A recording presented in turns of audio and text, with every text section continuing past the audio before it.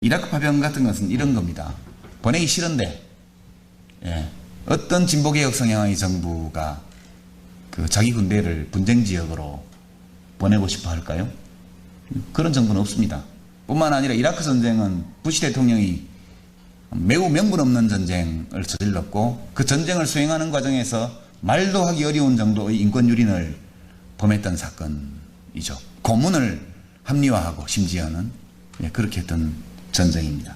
명분 없는 전쟁이었고, 부도덕한 전쟁이었고, 그리고 미국 국민을 속인 전쟁이었고, 세계에 수많은 재앙을 안겨주기만 한 잘못된 전쟁이었습니다. 세상에 잘된 전쟁은 뭐 있겠습니까만은 좋은 전쟁이라는 게 없겠지만, 그래도 그 중에서도 최악의 전쟁 중에 하나였다. 저는 그렇게 생각합니다.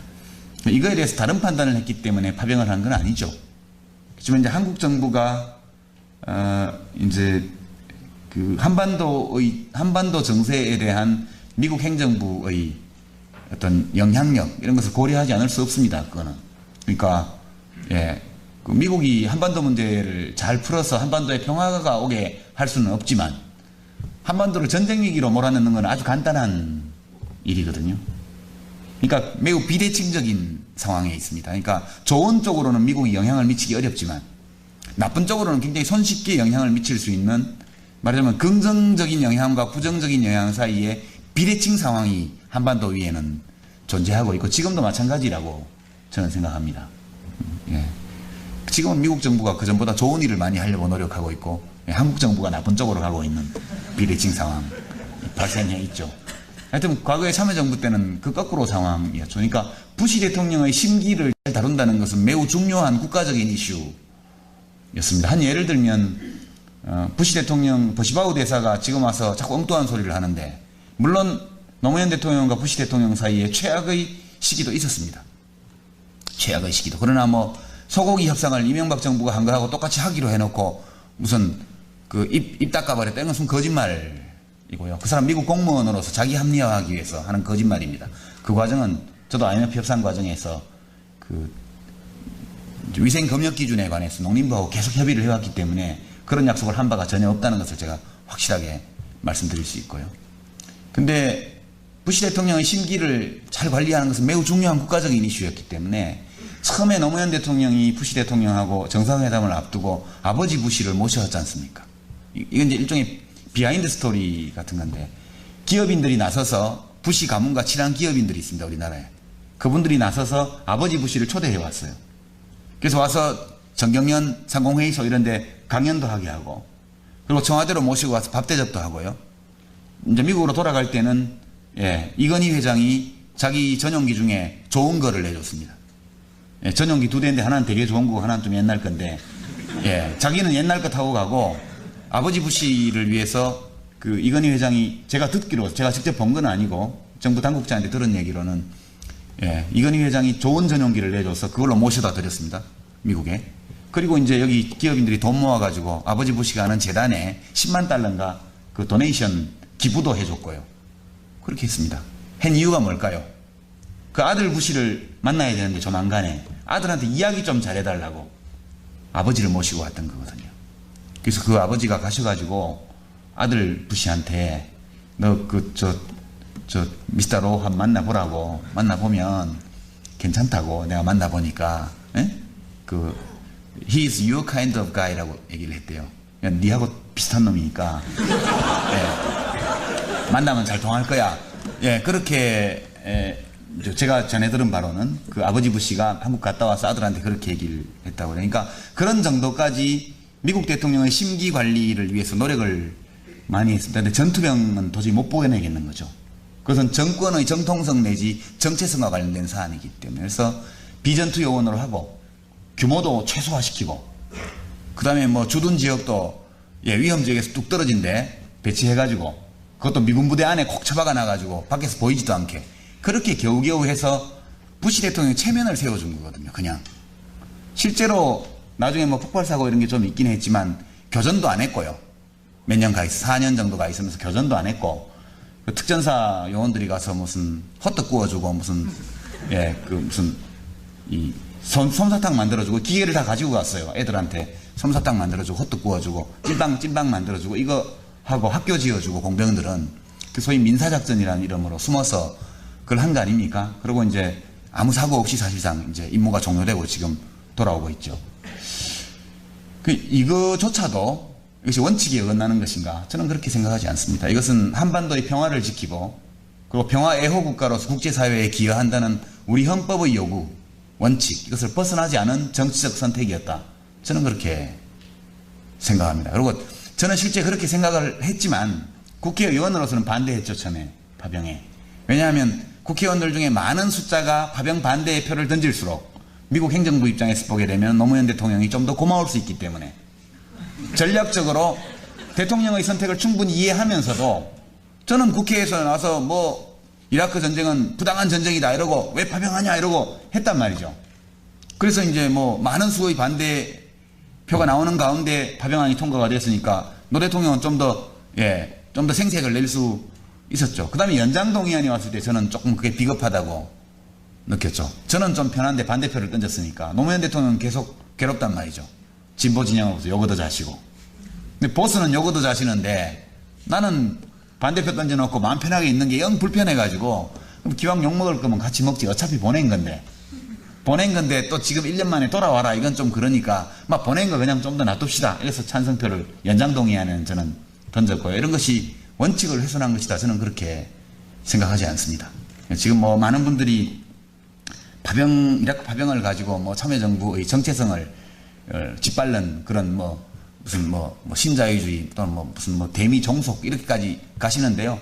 뭐 그렇게 주장하실 수는 있겠습니다만 저는 그것이 다른 사람이 다 받아들여야 되는 좋은 입장은 아니다. 저는 그렇게 생각하고 있습니다. 원칙을 지킨다는 것은 글자 그대로 경직된 도그마를 지킨다는 뜻이 아닙니다.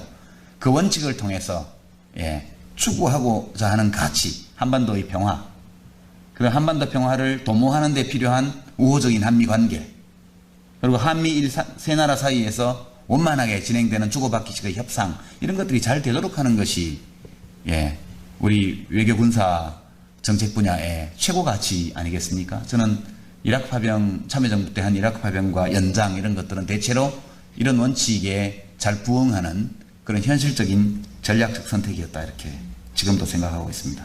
아마 더 토론해도 답이 안 나올 거예요. 이미 할 만큼 토론했던 사안이고 이걸 지금도 비판하는 분들은 그 비판하는 분들의 마음속에 있는 원칙, 이것이 위배된다고 생각하기 때문에 계속 문제 제기를 하는 건데요. 답이 없다고 봐야죠. 각자의 양심과 판단에 달린 문제다.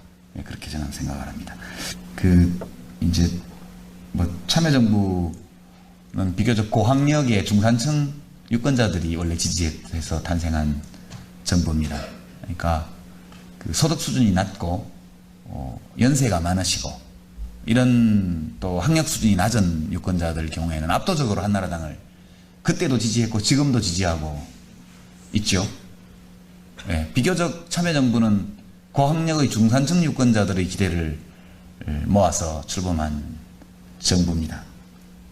근데 실패했느냐? 저는 실패했다고 보지는 않습니다. 정치적으로 실패했다 제가 그렇게 이야기를 하죠. 정치적인 실패라는 것은 결과로 나타났지 않습니까? 대통령 국정수행 지지도가 매우 낮았다든가 또 노무현 대통령 좋아한다고 공개적으로 얘기하고 다녔던 사람들이 국회의원 다 떨어졌다든가 명백하죠.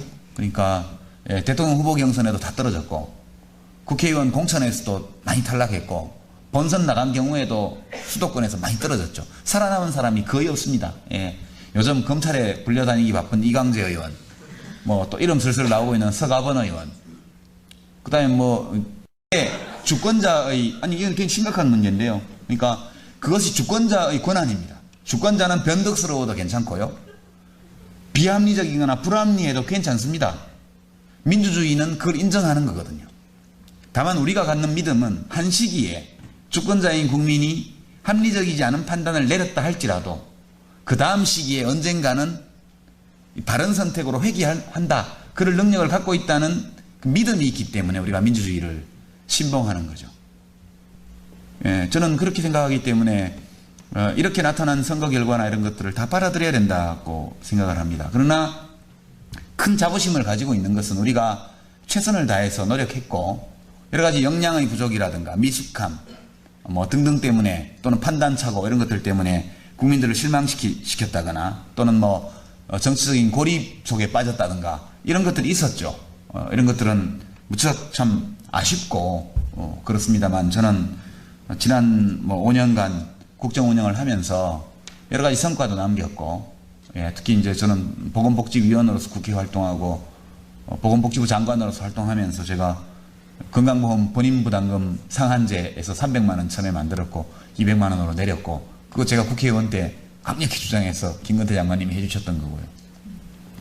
장관하면서 암이나 이런 중증질환 환자들 진료비를 본인부담을 10%로 낮춰주고 그것도 200만 원 넘어가면 보험에서 맡아주도록 그렇게 상한제를 낮추고 요양보험 도입하고 그다음에 뭐 어른들 300만 명 정도한테 한 9만 원, 10만 원 드리는 기초노령연금 뭐 도입했다든가 장애인 활동보조제도 바우처 제도도 제가 도입한 거고 또 시설아동들 그 희망스타트 통장 CDA라고 해서 통장 만들어서 이제 18살 돼서 나갈 때는 담원 몇 천만 원이라도 자산을 축적해 갈 수 있도록 그렇게 제도도 도입하고 이런 것도 꽤 많이 했기 때문에 저 개인적으로는 굉장히 보람 있는 6년이었다 그렇게 생각을 하고 그거에 대해서 굉장히 큰 자부심을 가지고 있습니다. 제가 20살부터 사회생활을 해서 70살까지 한다고 가정하더라도 50년 아닙니까? 그 중에 10분의 1을 공직에 썼는데 내 인생의 10분의 1을 썼지만 아깝지 않다.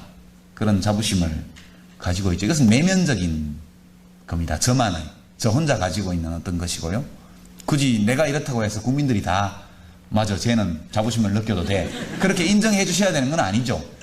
이것은 내면적인 거기 때문에 그렇게 생각을 하고 지금 잘못한 거 이상으로 매도 많이 맞았고 오해도 많이 받았고 이제 비난도 많이 들었지만 또 언젠가는 또 우리가 성심껏 일했다는 점에 대해서 자들이 능력은 부족했지만 그것도 열심히 했어. 바르게 하려고 노력은 했어. 다 잘하지는 못했지만 뭐 이런 평가를 받을 날도 뭐 안 온다고는 못하지 않느냐 그런 희망도 가지고 있고요. 다만 요즘 뭐 국민들은 주권자이고 왕이기 때문에 우리 생각에 아무리 불합리한 결정이라도 할 권리가 있다. 그리고 일단 그 권리를 행사한 이상은 받아들여야 되고 국민이 그 판단을 언젠가 바꿔주면 굉장히 감사히 여기고 이렇게 해야지 그거에 대해서 뭐 잘된 판단이다 잘못된 판단이다 이렇게 할 필요는 없지 않는가 그런 생각을 말씀을 드립니다. 우리 노무현 대통령 열심히 하셨고요. 참 좋은 분이시고요.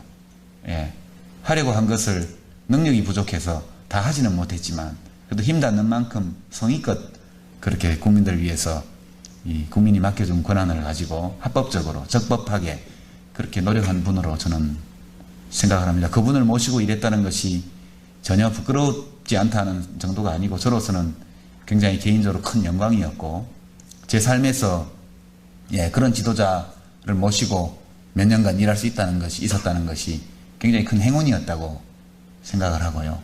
나중에 죽기 전에 미리 쓰는 묘비명, 묘지명 이런 거 쓰게 되면 한 문장 꼭 넣으려고 그럽니다. 내 인생에서 매우 가치 있는 시기였다 그렇게 그 점에 대해서는 확실한 자부심을 가지고 있습니다.